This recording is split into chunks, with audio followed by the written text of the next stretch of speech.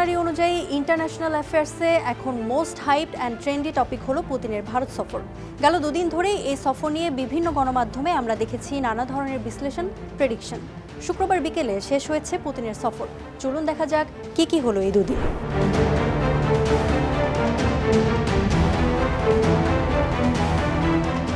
রাশিয়ার সাথে এবার দুর্দান্ত একটা প্রতিরক্ষা চুক্তি করতে যাচ্ছে ভারত। সফর শুরুর আগে থেকে বিভিন্ন মহলে শোনা যাচ্ছিল এমন গুঞ্জন। আন্তর্জাতিক গণমাধ্যমগুলোতেও বেশ ভালো ট্রিটমেন্ট পেয়েছে এই ইস্যু। তবে দুদিনের সফরে রাশিয়া ভারত অর্থনৈতিক সহযোগিতা প্রোগ্রাম, গুরুত্বপূর্ণ খনিজ ও সরবরাহ চেইন সংক্রান্ত চুক্তি সহ বাণিজ্য ইস্যুতে বেশ কিছু উল্লেখযোগ্য চুক্তি হলেও প্রতিরক্ষা ইস্যুতে তেমন কোনো ঘোষণা আসেনি পুতিন কিংবা মোদি কারো তরফ থেকে। তবে আসলেই কি কোনো চুক্তি হয়নি নাকি হয়েছে, কিন্তু ইচ্ছাকৃতভাবে তা গোপন রাখছেন মোদি ও পুতিন? বিশ্লেষকরা বলছেন, প্রতিরক্ষা সংক্রান্ত কোনো চুক্তির ঘোষণা না আসাটা ভারতের সুসংগত সমন্বয়ের ইঙ্গিত। মস্কো ও ওয়াশিংটন দুই পরাশক্তির সাথেই বন্ধুত্বের ভারসাম্য রক্ষারই কৌশলী। অন্য সংবেদনশীল ইস্যুগুলোতেও কি উল্লেখ করার মতো কোনো অগ্রগতি হয়েছে এই দুদিনে? সংবেদনশীল ইস্যু নিয়ে কথা বলতে গেলেই শুরুতে আসে রাশিয়া থেকে ভারতের তেল কেনার বিষয়টি।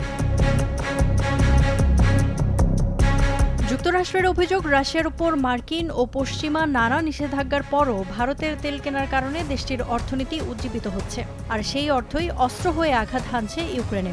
এজন্য শাস্তি হিসেবে ভারতের উপর 25% শুল্কের ওপর আরও 25%, অর্থাৎ মোট 50% শুল্ক আরোপ করে ওয়াশিংটন।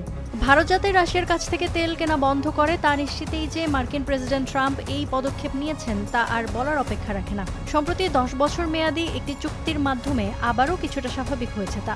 সে সময় রাশিয়ার থেকে তেল কেনা কমিয়ে যুক্তরাষ্ট্র থেকে তেল কেনা বাড়ানোর কথা বলেছিল ভারত।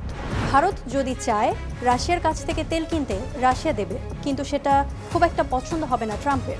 আর যদি রুশ তেল না কেনে, তাহলে রাশিয়ার কাছেও বার্তাটা স্পষ্ট হয়ে যাবে। রাশিয়া যুক্তরাষ্ট্র প্রশ্নে ভারত দ্বিতীয় জনকেই বেছে নিল। অর্থাৎ ভারত এখন এক প্রকার উভয় সংকটে। কিভাবে এই সংকট সামাল দেয় নয়াদিল্লি, তাই এখন দেখার বিষয়।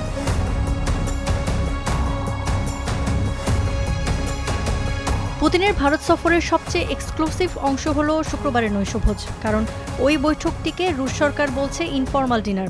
শুধু তাই নয়, পুতিনের কূটনৈতিক সহকারী ইউরি ইউশাকভ বলেছেন, সফরের সবচেয়ে গুরুত্বপূর্ণ বিষয়গুলোর একটি ছিল এই রুদ্ধদ্বার বৈঠক। তবে ওই বৈঠকে কি আলোচনা হয়েছে তা কেউ জানে না। আপনার কি মনে হয়, কি নিয়ে আলাপ করেছেন দুই নেতা? সত্যিই কি কোনো গোপন চুক্তি হয়েছে তাদের? কমেন্টে জানান।